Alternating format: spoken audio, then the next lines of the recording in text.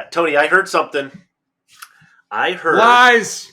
I heard directly from Callaway that it feels its Chrome Tour X golf ball will be faster than the Titleist Pro V1 X golf ball. And they're reasonable. I mean, they're very confident about this. What is up, everybody? How you living? No Putts Given. First episode of 2024. Tony. Well, we did publish one last week. Yeah. The first one recorded in the new year of 24. All right. Let's get all technical. I will. Things right out of the gate. We're getting technical. It's that time of year, man. Well, it is that time of year. And did you get that hat at the Top Golf? I did. I'm going to tell you about that because where there's smoke, Tony, where there's smoke. What did I say? I can't even remember the line. There's distance. What did I say? I think I put something obnoxious in the post. I'm sure you did. But as with any year of equipment releases, the best place for us to start is with apparel. Big news, right? Exciting times! 27 years, Tiger and Nike. I was shocked. Like, that was the most surprising thing when it was like, I read the headline, after 27 years. Like, that's wow. 27 years. Nike and one Tiger Woods are no longer. That part isn't particularly surprising, given that we've seen Tiger in FootJoy shoes for a fair bit here, and some of us pontificated as to why can't Nike make him a shoe, amongst other things. But let's take this angle on it, Tony. What do you think is going on here? Because you have some thoughts you were sharing with me as to what might actually be happening, and this is not something I'm seeing reported elsewhere. So what's your take on this? This is fascinating, right? So you see the long rumored split, whether it's Tiger leaving Nike Golf, Nike parting way with Tiger, or everybody just going in different directions. Yep. We kind of knew that was coming, and so it stands to reason, right? Tiger is not going to not have some kind of deal. Tiger's going to get paid one way or another. And looking at what he did or what he's been doing with the footwear, the shoes, the logical assumption I had was like, all right, it makes sense, right? He's wearing FootJoy shoes. FootJoy should probably, or he should at least get paid for it. It's an ain't big deal to throw on a FootJoy shirt, wear some FootJoy pants. That was logical. But what is logical that was not easy. Be what happened. That was the easy answer. Those were the simple dots. I heard from a source earlier today with some more complicated, more interesting dots. And I would say it's been hinted to you and I, possibly even confirmed, right? We're fairly confident that TaylorMade wants to get into the apparel business and have their own line of apparel, right? Not keep doing this collab thing. And what I was not aware of was that when Tiger signed his TaylorMade deal back in the day, which is, I mean, it was so far long ago that TaylorMade was actually at the PGA show. When Tiger signed that deal, as part of that arrangement, he was given an equity stake in TaylorMade. Now, I can't be certain that when TaylorMade sold to the current owners that deal was not renegotiated or the equity stake was not. We don't know the particulars of that, out, but right. Let's assume for now that Tiger still has that equity stake in TaylorMade. Okay. Got that going on. We've heard that TaylorMade wants to get into the apparel business, plans to get into the apparel business. And on top of that, I found out that there are a couple of former Under Armour guys, hardcore shoe guys, not Under Armour apparel. Like, these are Under Armour shoe guys that are working at TaylorMade, have the strong factory connections, know how to get the shoe game done. And so connecting those dots, and again, single source, don't know this for a fact, but there is a sequence of dots that can be connected that says that Tiger will, I don't know if it even requires a new deal or as part of his deal, however you want to phrase it, will end up in what amounts to TaylorMade apparel and TaylorMade shoes. TBD. Again, speculation, connecting a lot of dots. There's your quick graphic. But that's certainly, yeah, there you go. So that's a could be. Again, nothing concrete here, but it's interesting. The pieces, it's not the wildest conspiracy theory you'll hear this year. So we'll see. The other big apparel news, and you can say what you like. I was kind of hoping Tiger would. By big, you mean the volume? I mean both literally and figuratively, both from a fabric surface area standpoint and a potentially market impact standpoint. Jason Day goes to Malbon Golf. We hadn't seen this, but dare I say, impossible not to notice. And like it or hate it, everybody's talking about this weekend in Kapalua. Them some roomy britches. I mean, bringing back, little parachute pant thing. But it's this, from what the people tell me, the youngins. The youths. From what I hear from my youths. The youths. It's a streetwear golf. That space is something. It may not be my something. It may not be your I mean, you look like a guy who enjoys a roomy pant. I won't say that I don't. However,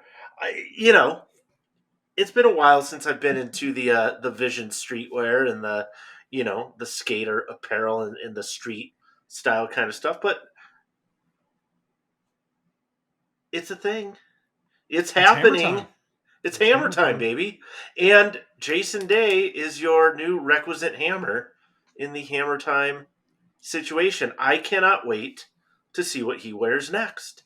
If for no other reason than just to see what he wears next. I mean, are you on the edge of your oversized seat? I'm on the edge of my slightly oversized seat, wondering. I mean, there's benefits to that we're not talking about. Like, maybe you don't ever have to take your shoes off. Maybe you just take your pants on and off and you never have to worry about taking shoes on or off. Maybe that's a benefit. I don't know, Tony. I don't know. But there were two other winners this week that we have to mention. Number one, hey, right out of the gate, here we go. Chris Kirk, Callaway, 1 for 1 as far as we celebrate tour wins and things and stuff like that. Chris Kirk wins.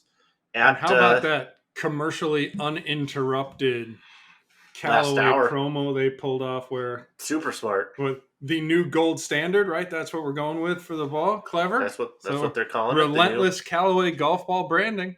Mm-hmm. I love the lack of that interruption. And let's hear it for Kevin Kisner. Dude was entertaining. I liked his voice as part of the broadcast. I don't know. I really hope that this is a sign of things to come. It was entertaining. It was refreshing. A combination of, he's just going to kind of tell you how he sees it, but he knows all the guys out there. He competes, he plays with them, but doesn't seem like he needs to tiptoe around, Jordan Spieth standing over a 3-foot putt forever going, geez, bud, come on, it's a 3-footer, knock it in. Let's go. He doesn't seem to have any issue doing that. So I like Kiz. I like having him out there. But like we said, this is January. It's equipment release season. There's 412 embargoes and counting. Some have already happened. We're going to get to those. Some are happening as we speak. We're going to get to those. Some are happening in the days and weeks to come. And by golly, we'll get to those in the days and weeks to come. We'll get to those when we're allowed to. However, let's start with a couple trends, and then we'll get to some specifics. Big picture, like I said, we get to connect some of the dots. You see all these releases over a 3, 4, 5, 6 week period, and we sit down with the teams from all the different companies, go through the products, and we start hearing sometimes similar things from different companies. So the first one you noticed was what, Tony? The year of? This is the year of straight. 2024, the year of straight. I'm not saying nobody is talking about distance, but this is the first time where multiple companies have led with stories about straight. And so even as much as we talked about, you've seen some of the Callaway marketing material with the graphics, like the little the face graphic showing you how much faster it is at each location. But their primary talking point is that this driver is straight and it tightens dispersion. Ping G430 max 10K. That's also a trend. Like, you got to have these really long names. So again, straight, tight dispersion. TaylorMade QI10, which in and of itself is not a long name until you realize it stands for the Quest for Inertia 10K, designed to be really straight, tight dispersion. So a lot of straight. And the other thing we're hearing about, the other trend, not necessarily universal, but it does seem to be gaining momentum to the point where Cleveland is talking about it. Cobra's talking about it just a little bit. Callaway, of course, will continue to talk about it. It's right there on your hat. AI Smoke creeping towards ubiquity in the golf equipment industry. Yep. And quick teaser, those of you that enjoy the weeds and getting down into them and such, we're going to be talking about these things in the after show a little bit more in depth in terms of what is AI. Is it, again, aerodynamics, these terms that become ubiquitous in the industry. They don't always necessarily mean the exact same thing to every single company. I remember back in the day when it was like, oh, Nike came out with dry fit material, and then everybody had their version of dry fit material, but they were all different. And so how is AI different from one to another? We're going to see. And we're going to talk about why. Why are we seeing, do you think we're seeing this shift a little bit? I'm seeing it as well on the driver's side, but into the fairway woods and hybrids. I'm kind of calling it the year of choice, where what I really mean by that is more separation between models. So more discrete models, meaning if I know what I'm looking for out of a particular club, and I need a fairway wood that does this, this, and this, I want to see how closely I can get that to line up with what a company offers, right? And the more each club does something that's clearly different than the one next to it, the better chance I have to find kind of an optimal fit within that line. And so I think companies are doing a better job of trying to separate those. And we're seeing a lot of 3-bucket approaches, with kind of 3 more clearly defined buckets and why. But again, we'll talk about kind of what those buckets are. But I'm seeing the year of choice. And there's one more, Tony. What is it? MOI versus AI. We kind of already teased it, though. Yeah, it's not kind of that. It's I wouldn't call it a trend so much as, but I mean, it is kind of a dividing line between Callaway's approach to how Callaway gets to its year of straight versus how TaylorMade and Ping get to their years of straight. It's like a subtopic under the year of straight is very interesting. Mm-hmm. All right. Well, because it is Janet, stick with me here, people. We're going to go through all the releases here relatively quickly. I'll tell you a little bit about some, like a brief overview. Think of it kind of like Cliff's Notes. When you were in high school, and you didn't want to read all of Catcher in the Rye. We're gonna make our video guy Nick, or maybe it'll be Bennett's job, but somebody is gonna link every one of these stories in the YouTube description. It's going to be hilarious. All right, let's start with these guys since I'm wearing their hat. We are going to give equal time. I got other hats to throw on here as well. But, because why not? Equal hat time. Equal hat time. Sure, seems reasonable. All right, where there's smoke, there's performance. Callaway, start at the top. Give me a quick rundown on AI, smoke, Paradigm AI. Just don't call it Paradigm 2. Just don't call it Paradigm 2. The big thing here is the idea of a smart face design, AI generated or with the help of AI after 50,000 virtual iterations, the same number of human swings fed into a computer to output new face designs to get us to straight without making the driver huge, without jacking MOI up way high. And we'll talk about why that may not work in every case in the after show. So that's that's certainly the Callaway driver story, I would say. We hit the drivers and we were out at ECPC. What did you think? What was it? Again, we have all this stuff theory on this end, and we talk a lot about theory, and that's the nuts, the bolts, the details, and then there's the practical application of, so what, right? What difference does it make? How do I hit it? What's the performance? Blah blah blah. So, what's your quick take on how you hit it? What did you think? Yeah, like the triple diamond in particular is just really long for me, right? And I would typically be a triple diamond guy, but even the standard model flew super straight, spin down from the previous model to the point where, like I said, I was fit into the triple diamond. But it may be a case of where I get out onto the course that your standard one is just a little bit better in terms of keeping it between the white stakes. But man, they look. I think they look good. I know people like to make fun of the pattern on the bottom and say it looks like it was dragged across a cart path. Which anybody who's actually seen one Right. will tell you what a ridiculous statement that is. I mean, come on, guys. I think they look good, they feel good, they sound good, and they flat out perform. And somebody asked me, I was talking to, I can't remember who it was, but somebody asked me like when the last time I played a Callaway driver with any regularity. Everything goes in the bag for a minute or two, right? But Sure. to actually play it for the bulk of a season when it matters, I gave it some thought. You know what the answer was?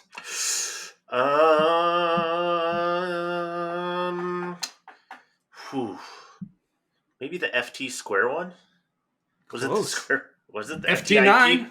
FT9. Okay. Yeah. Was that the IQ or what? Yeah. Yeah, no, it was the one that wasn't weird shaped, but yeah, that's how far back I had to go to find a Callaway driver that I liked enough to keep in the bag. And who knows? It's early. I don't know what driver I'm gonna play next year or this year, whatever year it is, but Paradigm is in the running, and usually by this point in any given season, Callaway is out of the running for me personally.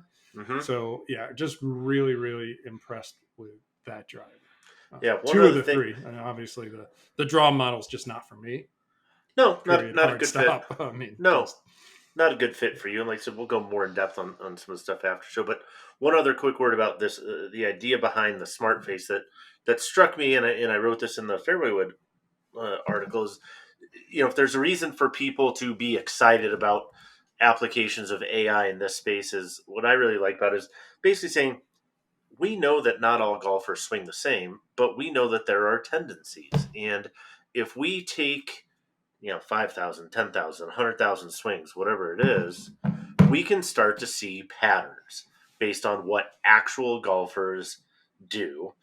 What's their angle of attack? What's their face to path look like? Where do they make impact, right? What's the face angle look like at impact, right? And we can start to say, hey, here is a prototypical golfer that might fit this type of club. Okay, AI, go ahead and iterate a face around this golfer and these typical swing tendencies or mechanics or parameters. Boom. Okay, here's triple diamond. Okay, now let's take a different golfer, this composite golfer of however many thousand swings, and they deliver the club like this. Okay, make me a driver face based around that golfer. Okay, that's the middle one. So, that speaks to kind of another trend we're seeing where, Callaway talked about this in more detail than the others, I would say, where they talk about, well, in the past, right, we would prototype this small number, a literal handful. Hey, we think that among these 5 is going to be the one, and we go hit them on a robot, and we do that 9-point heel toe. But realities, robots don't react to clubs. They don't swing with the same conditions as humans. The example I give, right, is how many times have you ever clanked one off the heel on a perfectly square face with a neutral path, right? All of that stuff. It's just not how humans do it. When you hit it off the heel, now we're hearing more and more about, we are taking all of this human-generated data. Callaway's doing it, right? They talk about 50,000 plus swings from their fitting centers. We've talked about what Ping is doing with their focal system and how they're able to capture more and more data from how actual humans swing the club and feed that in, whether you want to call it AI like Callaway does, or talk about Ping and their modeling software, which is essentially another form of, you could call it AI. They like to call it human intelligence, but whatever you want to call it, it's the same thing, right? Where the inputs are more and more being driven by actual human conditions. Real golfers. So that's, it's really interesting to see that as well. So anyway, moving on. All right. Next company. Yeah. So we got real quick Paradigm, drivers, fairway woods, hybrids. irons as well. Irons, some big changes to the shape of the iron that I just want to mention because I'm not a Callaway iron guy. I haven't liked the shape. The Paradigm Smoke, AI Smoke, is that the whole name? Yeah. It's most of it. Liked it again. I don't know. I don't know if that's in contention. I'm really happy with my irons right now, but as far as Callaway irons, I'm like, they look way better. Yeah, for it's a game about improvement, time. It's about time you guys stop clowning there. So it's good. about damn time. But good job. They do look. And the golf better. ball. Are we gonna mention the Callaway Chrome Soft, Chrome Tour? There's so many. Again, things. so much. Yeah, it is so much. Your one bullet point on the Chrome Tour in particular. So Chrome Tour X, 1-to-1 replacement for Chrome Soft X. Chrome Tour is a replacement for Chrome Soft XLS that is not a Chrome Soft XLS. It is, in fact, the first golf ball made by Callaway in a long time that's designed to compete directly with the Titleist Pro V1. So, let's go, boys. Head-to-head ball wars. Wish Harry was still around. Moving on. Now wish Harry was still around for now ball wars. Yeah. And we can talk more about golf balls in the after show, too. Again, people stick around if you want the nitty-gritty stuff. Switch hats because we're switching companies. Tony, you and I'm just gonna stick with my hat. I don't know where I'm going to end up with hats. I got a couple more. We'll see. All right. You and I both hope TaylorMade QI10. We were hoping that it was like Chi, like QI being Chi, like, essence, energy. Yeah, you were on the Chi 10 bus. I was on the QI as a play on AI bus. Yeah. And you were wrong. I was totally wrong. I wanted cheating. Like, hey, man, these clubs are so good and forgiving. It's like cheating, but it was like a cipher. Like, you had to decode it. But also, I was wrong. We were both wrong. For the record, I like both of our answers better. But, I'm not sure Baz and friends over TaylorMade agree. Yeah. However, give me the overview because this really is a name that is tied to the driver technology. I love this story because this is one of those ones that just, makes me laugh just a little bit because it could have been true. It could have been not true. So TaylorMade is saying that this is the first driver on the market ever to offer a combined MOI value above 10,000. I think it's technically true, but only because their embargo was 1 hour before pings. And here's a teaser because I don't give a damn. And what is it? 2 days ahead of PXG. And I don't know with 100% certainty, but I believe PXG is also claiming total MOI above 10K this year. So we went from no to 3. And who knows? That's So There you go. 10,000 combined MOI points on the max driver. Yeah. Heel toe and top down, right? So they talk about like IYY, or IXX, whatever. You maybe have a head there, but and again, after show plug, we're talking about the resistance. So this is typical, like when we talk about the USGA limit at 59. And that's not a driver for the record, people. Right, just FYI. This is just what I got. So ting, like this way, right? Heel to toe twisting, but it also deflects this way, kind of up and down. So you put those two numbers together. The USGA rule is 5,900 grams per centimeter squared on any single axis.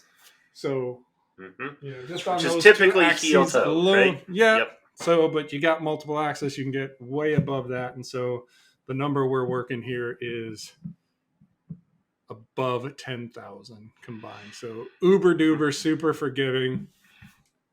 And again, designed to fly straight.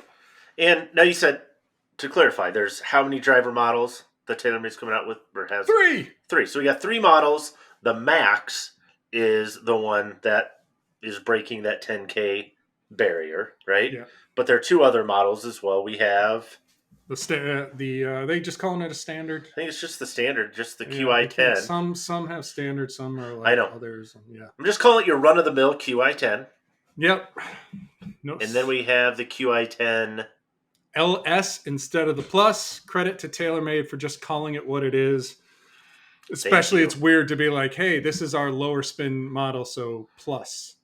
Right. You've added lower spin. Yes, we added less spin. Yeah, so they're just calling it what it is. LS, industry standard naming, makes it easy. What I will say, slightly different take on the movable weight. Still that forward track, but it borrows a little bit from the fairway wood. And then the other point is that while neither one approaches 10,000 combined MOI, both are more forgiving than the Stealth 2 equivalents. Mm-hmm. And as we typically get to see with our fairway wood and hybrid friends, it's always kind of this trickle down technology, right? Where for a variety of reasons, some stuff makes it into the fairway woods and hybrids, some stuff doesn't.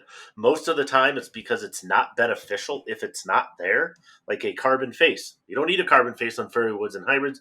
You just don't have the surface area necessary to get any benefit out of the lighter weight material, right?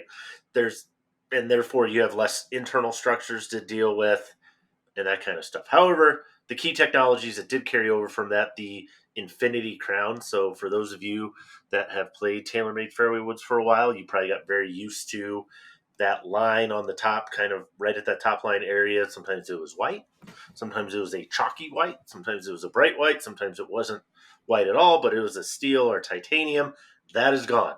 Now we basically have a largely uniform carbon, they call it Infinity Carbon Crown, like your Infinity pool. So kind of that seamless integration between the top line and the face. Again, 3 models on both of those. One I'm particularly excited about. Last year, I think you and I were both eager to get a look at the Plus model again because it had that 50-gram sliding weight in the bottom. I think TaylorMade called it a garage, so you could kind of see the weight garage, the weight garage kind of sliding in Titleist and out. has a weight elevator. TaylorMade has a weight garage. Right. What's next? What's next? A weight transporter, maybe? I don't know. Could be. It could be. But anyway, 3 models. 2 of them have fixed loss, so non-adjustable. And again, the names Another trend. Yeah. Adjustability's kind of creeping out of fairway woods a little bit. Yeah, and so they're keeping it largely, we're seeing people kind of keep it either only in like the 3-wood area, or in this case with TaylorMade, they're keeping it only on the tour models. So what used to be Plus is now Tour. And those are the models that but not LS, right? But not LS. We're lacking a little bit of continuity here. Well, yeah.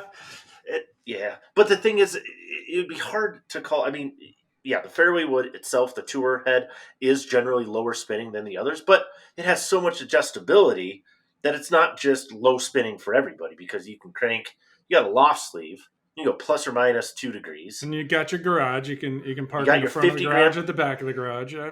So it's all over the place. It can do a lot of different things. So it's not really just exclusively low spin. However, it will kind of trend that direction. But yeah, 3 fairway wood models, 3 hybrid models, a max, which kind of takes over for what used to be the designated HD or draw model, a standard right down the middle, more on that, and then a tour model, which takes over for the previous Plus model, the most compact, generally geared toward your player that needs to decrease spin, although not exclusively, and or faster players.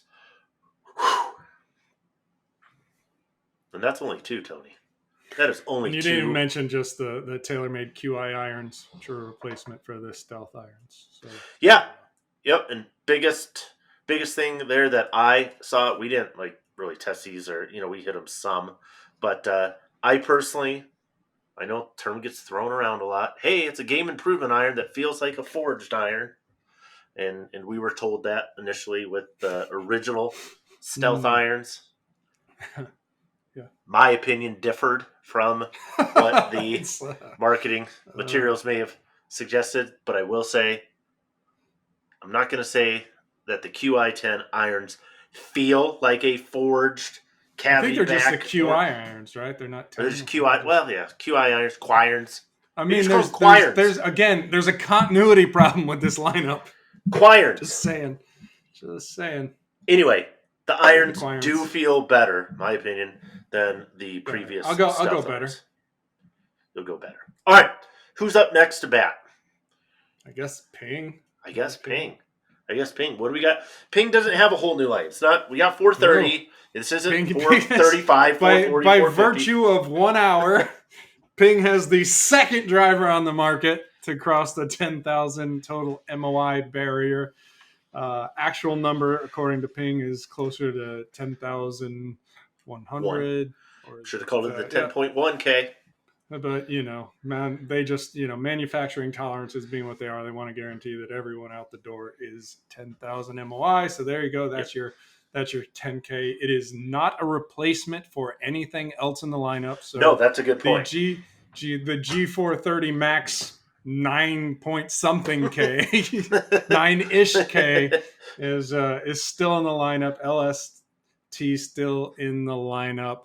SFT still in the lineup. You see where I'm going with this. So this one, I think, to my eyes, just looking down on it, and TaylorMade right at the limit too in terms of that dimensional USGA rule. But this one just it looks really big. So and it is no judgment, but if you feel like, are you confidence inspired by a larger footprint? Yeah, it's inspiring. It's absolutely inspiring. What else from Ping, Tony? What else do we need to know here? Blueprint irons, which you loved. I'm way in on these. I'm not a blueprint guy.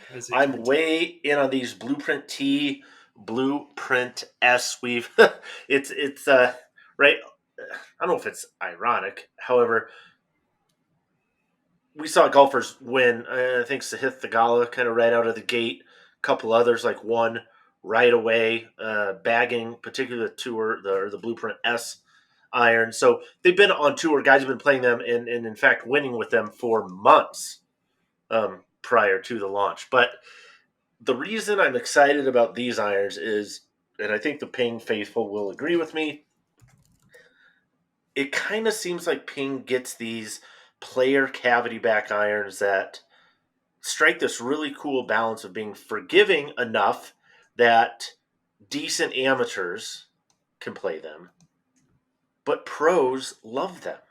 We saw this like with S55 and then iBlade, and you saw guys keep these in the bag for a long period of time. Even I210 kind of stretched into that, where you had guys that would play them, far more than a typical 2-year cycle. Guys who were on 3, 4, like I said, even 5. I may be totally wrong on this, but I think Fitzpatrick sold some of the S55s in at his win at Brookline, the U.S. Open, a couple years ago. I may not be 100% correct on, but I know he's playing an older model Ping iron. The S in particular, I think, will become that next iron in kind of Ping's history, where the guys, gals it fits into that really, really like it, they're going to play it for 3, 4, 5, 6, 7 years. The Blueprint it does have a little bit of an I-Series vibe to it for sure, but just a little smaller I230 kind of vibe is what I get from it. I agree. It's just my eyes, so I didn't get the calipers out, take measurements or any of that, but not on that one. You didn't. No. And the Blueprint T, as you might expect, it is the muscle back blade. Like, it's slightly larger actually footprint wise than the original Blueprint, which were tiny, almost for those Mayura people out there. Kind of the tiny blade or mini blade or tour blade that you saw. They weren't quite that small, but they were small. Louis Oosthuizen, a key proponent of, or kind of guy behind the design on the tour influence side of those. I'm not good enough to play those irons, but the nice thing is, I think with the Blueprint S, you don't really need to.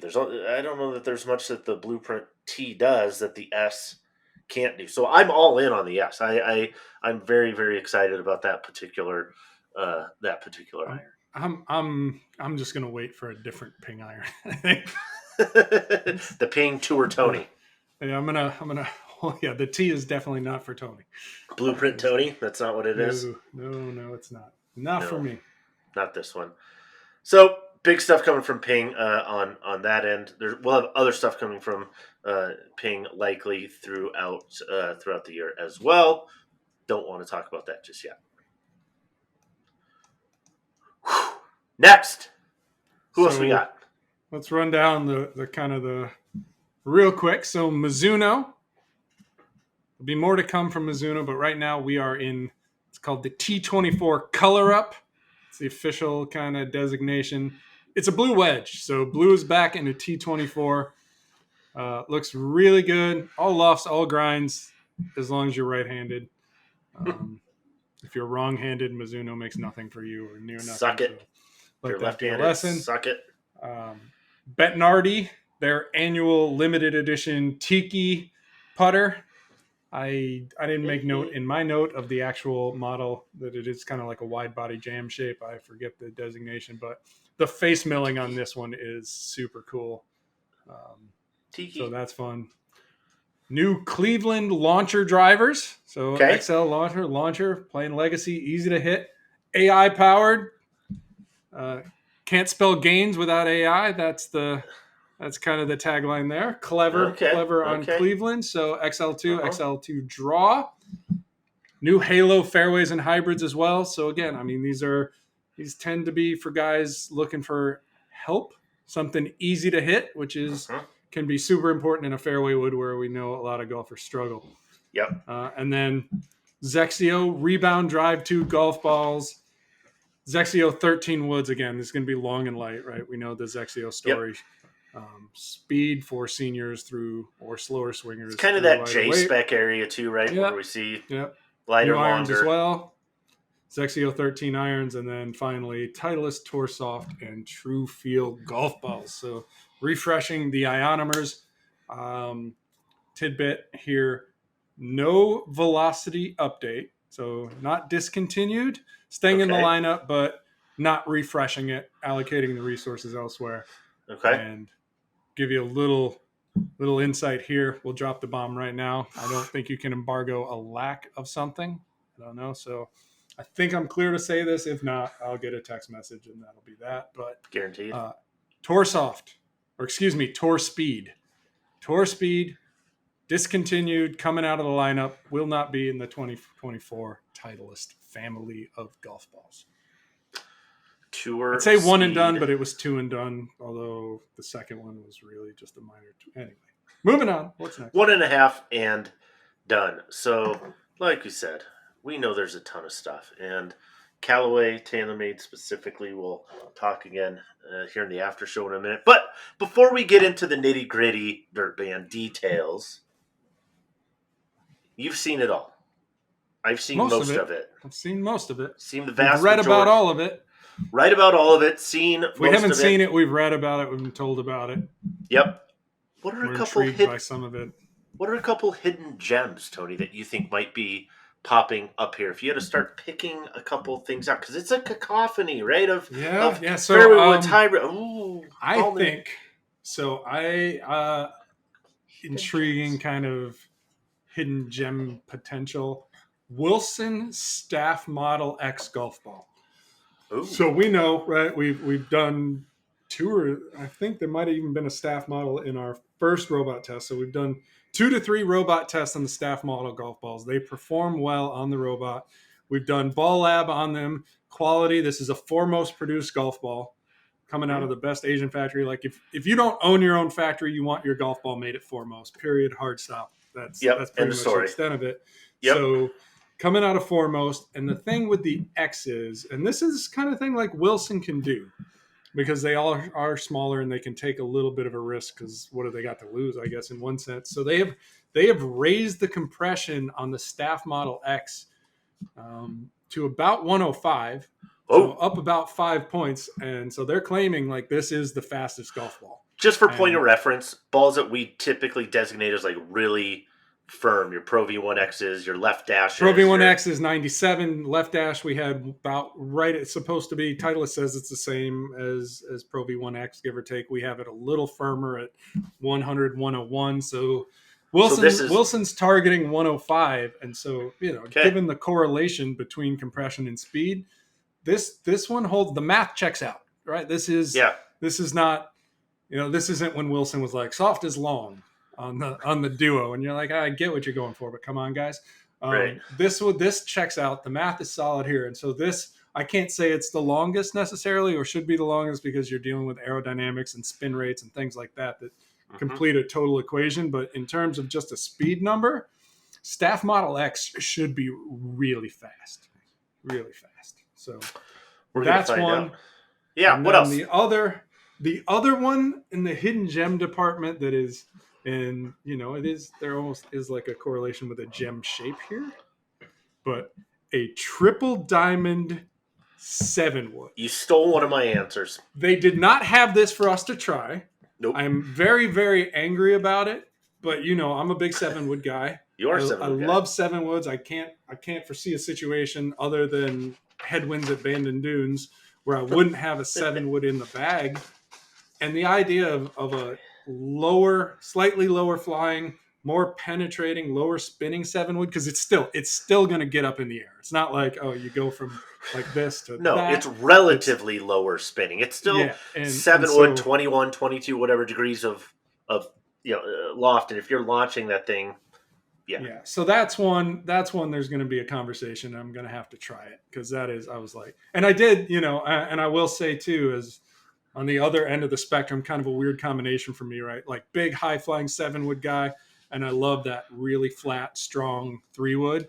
Mm-hmm. And again, the triple diamond, the 3-wood, the 13.5. I'll mention that one in particular. I really, really love that. Didn't get on it at all with the standard model. Sure. Send that one to the scrap heap for me personally. Right. But the triple diamond, my God, love that as well. So yeah, those would be my two, call it 2.5 between the Wilson and the Paradigm. Yeah, you win. You win there without a doubt. Claims. Here's the thing, right? Companies make audacious claims all the time. And some of them are, I think, just performative. Hey, this is a, quantum leap in X, or this is by far the... This is the ball that changed the ball. Yeah, where it's like, you can't really... I mean, you can't necessarily say it's not true because what's backing it up isn't necessarily true either. The most historical event in the history of X just happened. Okay. According to my opinion, right? According to my opinion, and that's fine. But it's when stuff actually gets through legal departments and allows companies to put them in print, where it's not just simply a matter of, hey, we feel like this is a game-changing technology. We feel like this is the new standard in A, B, or C. Okay. I don't know how we disprove that, whatever.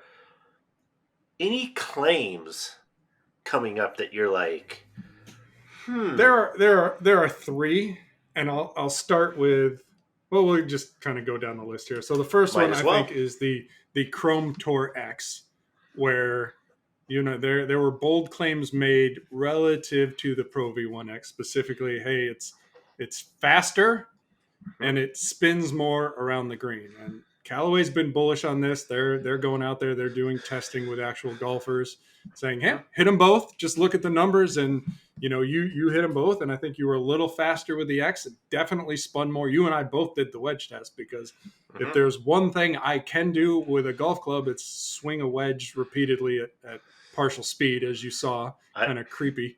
Very, very much robot-esque. It's about all I can do, but I can swing the wedge at the same speed.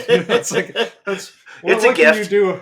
I can swing a wedge the same speed over and over again. That's the extent of my abilities. That's not so that one was interesting, and again, from what we can see, held up loosely. We'll see kind of what Callaway actually puts out in the marketplace.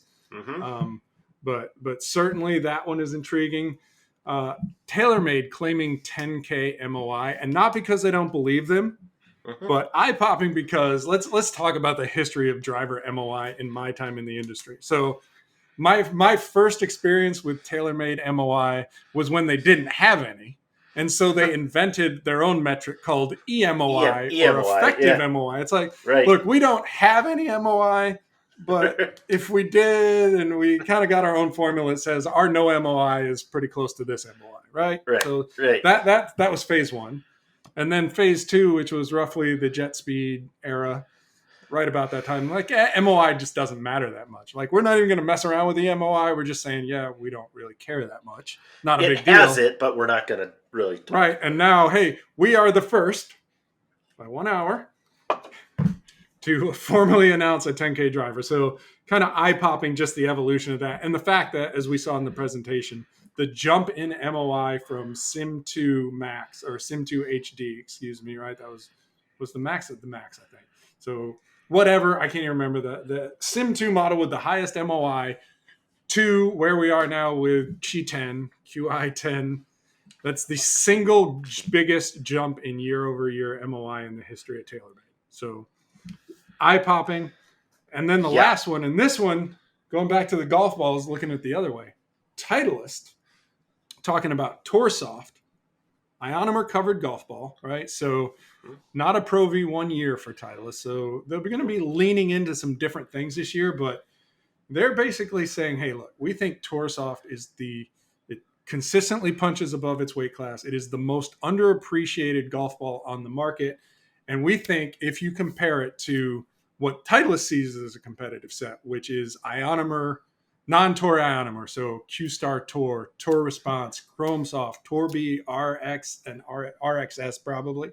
Like if you look at those competitive sets, Titleist says our ionomer covered golf ball, our got whatever their proprietary blend, Fusablend, their proprietary Fusablend cover. They say we will outperform those golf balls off the tee, around the green, and we'll do it with an ionomer cover instead of a urethane golf ball. So that's kind of like, okay. I feel a test coming on, Tony. I feel no opinion, but like eye popping. Like, okay, guys, let's see what's going on here. So there you go. Those are my 3. You got anything I missed? Nope. I think those are Good. big ones because, like I said, I want to get to the after show. I want to talk some nitty gritty details. We've yapped quite a bit about some of the things. Again, you'll have questions. Ask us, find us, follow us, all of those kind of things. However, if you do want to go in a little bit more in depth, particularly in fairway woods and hybrids, drivers, maybe some ball stuff, I'll give you another good 10 to 15 minutes on that. If not, we'll see you next time. Should I talk about how nobody has made any money off of Tiger Woods as an endorser? Yes, you can. Yes, you can. 99 cents on the dollar guaranteed. Yes, we're still mourning Nike's loss of Tiger, except we're not. I don't really care from that standpoint. I'm more of a not a Malba. What is that thing? Is that a duck? It's the Lake Monster. From where? This is the Sugarloaf Social Club, man. Oh. You guys have is it 7 holes? 6? 12? 6. What is it? 6 holes? 6 holes? I like that. All right, Tony. I got some questions for you. Love these guys. I got some questions for you. Does your hat have a Lake Monster? Does not. Part of the TaylorMade lifestyle brand. Right there. Right there. Lake Monster. All right. Answer this however you want to. Are you more excited about Callaway's Triple Diamond, Paradigm AF Smoke Triple Diamond Driver, or the QI10 LS? Callaway. Why? I just really like it. I just really, really like it. And it flies straight, and that's, that if you want to talk a Callaway talking point, right? It's and you see it within every lineup, especially if there's 3 or 4 or however you want to count. The manufacturer, it's like always one that leads, right? That's the one they're leaning into, the one they're most excited about. And so with TaylorMade, it's definitely the max. It's that 10,000 MOI, right? That's what has TaylorMade juiced.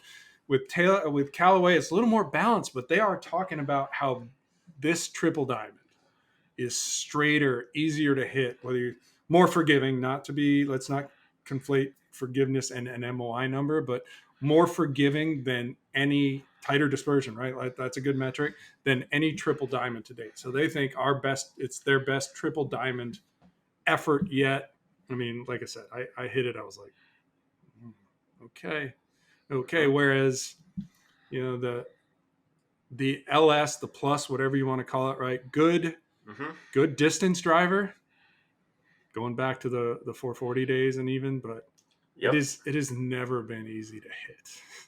Mm-hmm. So that's always been the trade-off, and I guess that's kind of the thing is, Callaway's like, yeah, look, it's not the standard paradigm, and again, using forgiveness as a catch-all, but it's pretty damn good. It's going to fly straighter. So yeah, that's right now. That is top of my list of the new drivers, and so What's we your can talk. What's your take on the TaylorMade going from the red face to the blue face? I mean, we saw. It's good to whatever. I mean, is there? I mean, I get like obviously out of the gate the red face. It was new. It's different. When I said I have not moved this box still, it's there's easily visible on TV, easily visible on retail shelves, easily visible anywhere colors are seen by people. Anywhere where there is color. Anywhere there's color, it's easy to see. Little transition to the blue.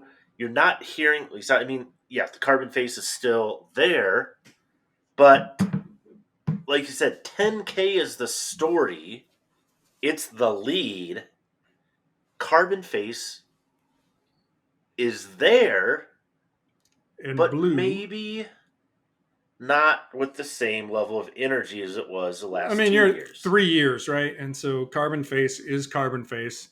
No, I don't want to say no. Well, no major updates to the face itself. Kind of, and the other piece here is if you talk about, well, what's different with the face this year?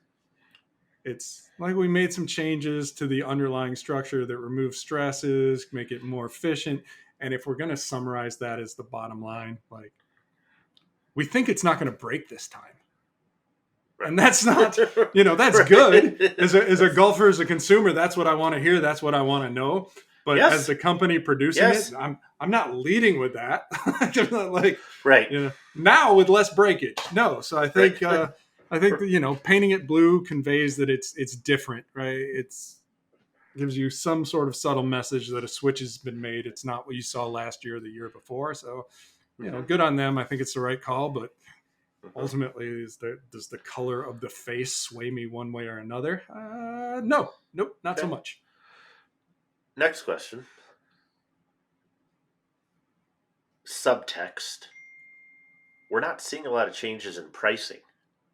We're not seeing this upward pressure. Like everything didn't jump up another $15, $20, $30. Now you can argue $600 for a driver is a lot of money. You can argue there were $500 drivers 20 years ago. So maybe dollar for dollar, it isn't. Yeah, Regardless, I think Lou Stagner dug one out the other day that was a $600 driver. So they've existed. Yeah. But I think it's the fact that it's not, these aren't one-offs, right? If you're one of the big four manufacturers, so Titleist, TaylorMade, Callaway, Ping, 600 is the floor, and if you're TaylorMade, the ceiling is $30 more still.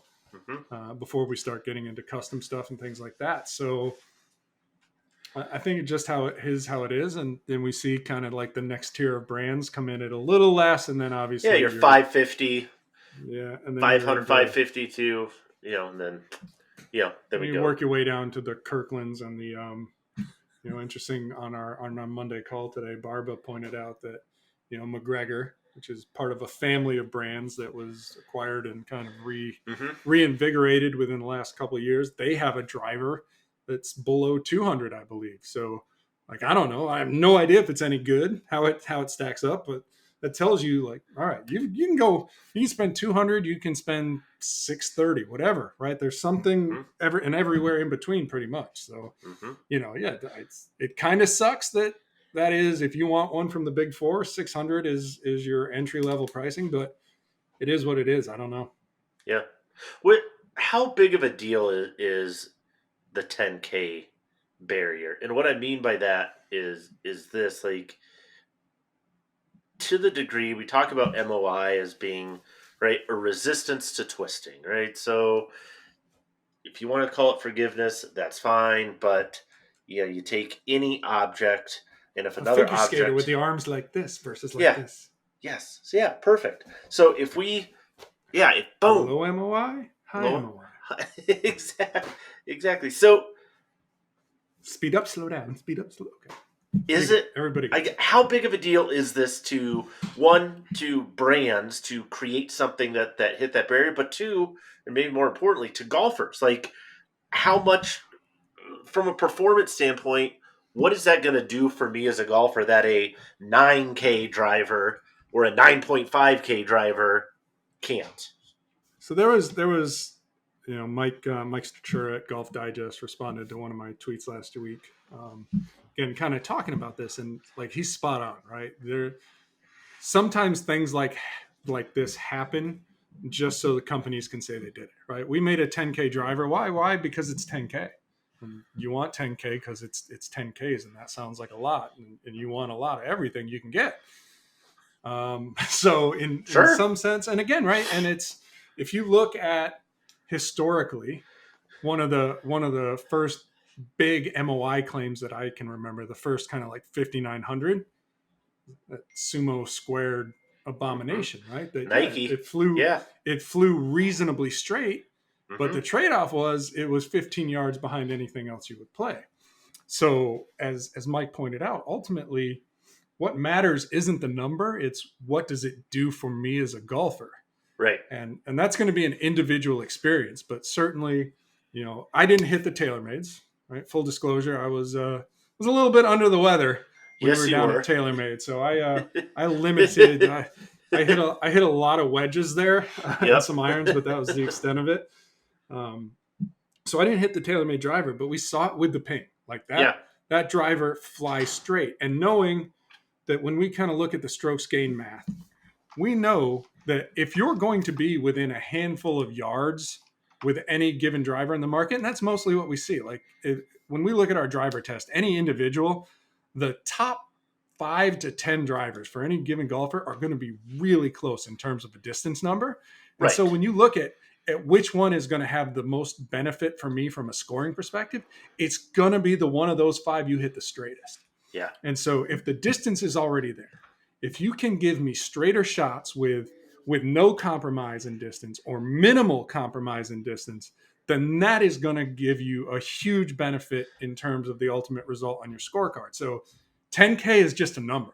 But if with that 10K, I hit the ball straighter, if my shots are closer together, if I'm in the fairway more often, more importantly, if I'm on the good side of the white stakes more often, then the 10K matters.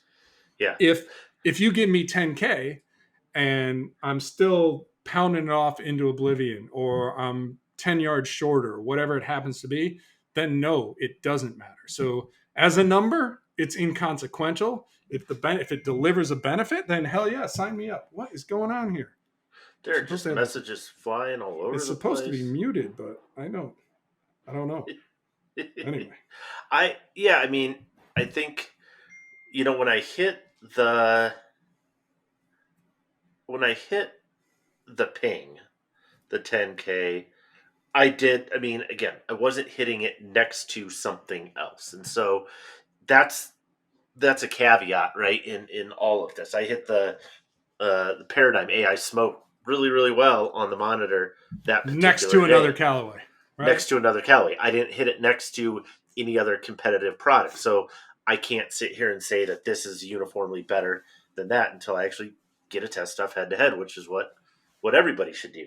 That being said, but we have, right? We've been to these places enough times and hit balls on these ranges enough time where we know, that ping driving range, I know where my boundaries are, right? I know the poles at the end. I know that they feel they're about 12 yards apart, and so yes, we can take a little more from that than maybe just a typical one-off experience. But I think this is where the trade-off comes in, and this is where I want to get strokes gained involved more, because someone's going to ask the question, right? It's like, okay, so where is that trade-off? If I hit something X amount straighter, how many yards should I be willing to give up for what percentage more, either of fairways hit or just, hey, this is 5% straighter, so I'm willing to hit it 4 yards shorter, and that's even money. At what point in time does one start to outweigh the other? right? Well, And I know that's going what to did Marty depend. at Ping tell us, right? I mean, a player dependent to an extent, but rough rule of thumb, 2-1, right? 2 to Give 1. up 2 yards of distance to get 1 yard of accuracy. And that's kind of your, yeah, that's kind of your 50-50 scenario, right? Where it's like, if you're giving up more than that, on either side, then you should err to the number, right? That's greater. If And you're that's giving, the simple math. And I always look at it too. And this is obviously harder to test, but we know that hitting the ball out of bounds, that's the score killer off the tee. it's the most penalizing shot in golf. Right. And so if it's over the course of a round, over the course of a season, if a straighter driver costs me, say it's more than 2-1, right? I got to give up 3 yards to get 1 yard, but that 1 yard keeps me inside reduces penalty strokes by a quantifiable and significant margin. Then Yeah, give me that all day. And that's kind of the thing where we talk about this all the time, but you get on a launch monitor and even I do it and I know better. You get laser focused on that distance number. sure. And so if you see one club that's 3 yards shorter, repeatedly 3-4 yards shorter, every shot like 4 yards shorter than the other one, you're like, I don't want that. But Right. you kind of, and you need a little bit of that tunnel vision and almost go like, okay, but how many of those shots, if I go like this, how many of the dots can I still see, right? How many are still on the screen? Whereas, sometimes like, oh yeah, all right, I got them all now. So it's harder to quantify, but that's really, and again, I'm terrible about it too, because I'm telling you, speaking of like that, coming back to that driver I love right now, like I can tell you that I didn't hit the triple diamond quite as straight as I did that the max paradigm max. Is it a max? No, yes, no, the max is Paradigm, max just speed, the standard. Just the standard, people. Yeah, so the standard, I didn't hit it quite as straight, but I hit it longer, and I'm like, I hit it longer. So I'll lessons, I guess. Yeah, I mean, it goes back to I can't remember who I was talking to, but it was the whole drive for show, putt for go, blah blah blah blah blah. The way they put it, I liked a lot better, which was like, if you can't chip and putt, you can't score. But if you can't get off the tee, you can't play. And so it really was that. I want to finish with this. I'll tell you, like that's a great example, right? So if you're using a shot tracking app, like ShotScope, for example, right? Like those are how I know when I'm having, like I'm a little off. Like if I'm off with my chipping and putting, I'm still entering scores. Like I get mad at myself. I'm like, oh, I duffed that one. I should have made that putt. I'm entering scores. If I'm spraying it out of bounds, I'm like, the app is not built for this. It cannot compute what I'm doing here. And so, like, even on my worst day, I want to be able to compute. I want the score to compute. I don't want to be like, you know what? I'm just going to turn it off because you don't know what's going on. I don't know what's going on. Clearly, I'm in my pocket before I got to the green. That's not fun for anybody. Last thing, I know this is we're going to have long episodes this month, people, so bear with us. But I think we've proven this. It is hard to keep up with all the names and what they mean. Max, Plus, HD, Standard, Tour, blobbity, blobbity, blah. Is there anything we can offer golfers to try and help them navigate this? Or everybody, no? well, I was about to say like everybody's reasonably consistent with LS unless it's a triple diamond or a Max G or G. Yeah, no, it's like, and sometimes, right? So sometimes a max is a max, meaning maximum MOI, and sometimes it's, with Callaway, it's max with a D after it because it's max draw. Ping just does SFT because that's straight flight technology. So yeah, I mean, you really have to have a decoder ring for almost every brand. I think that's what we're going to do. Is we're going to get a maybe make a T-shirt or a post with and it's always like what gets me is like almost every brand, like it's like, all right, we're going to agree with the industry on 2 out of 3, and then on the third one, so like we're going to screw you. It's the cipher. The Cobra likes LS, cool, and it likes Max, cool. I know what that is. Yep. and then X. But then Right. Paradigm last year came in an X, and the Paradigm X was in no way from a performance spec related to Cobra's X. And yeah, like what the heck? And then it's like some companies are like, hey, we're going to put draw on the name so you know what it is. And other companies are like, we're not going to put draw on the name because we're afraid that people don't want draw drivers. Right. So it's chaos, man. Like It's chaos. Get your Dakota rings out, drink more Ovaltine, and see if you can figure out what's going on. I can't even keep them straight, and I do this in my defense, I have seen like 700 new products in the last. I know. I think it's a T-shirt. I think just a T-shirt with all the, terms and what they can mean. That could happen. Maybe it's a bumper sticker. Certainly, it's something because it is tough to keep straight out there, people. But like we said, you're going to have questions.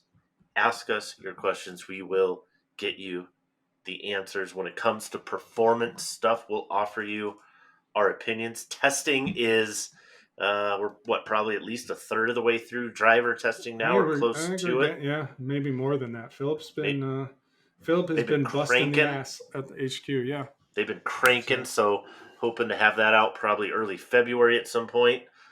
PGA show 2 weeks away, so we'll have one more episode before we go to the PGA show. That'll be a week from today, so stay tuned. And then we're going to be live on site down there. And then it's a whole year of 2024, and let's get it. So ask us questions. GolfSpy T, GolfSpy C. We're out on the interwebs next week. Until then, we out.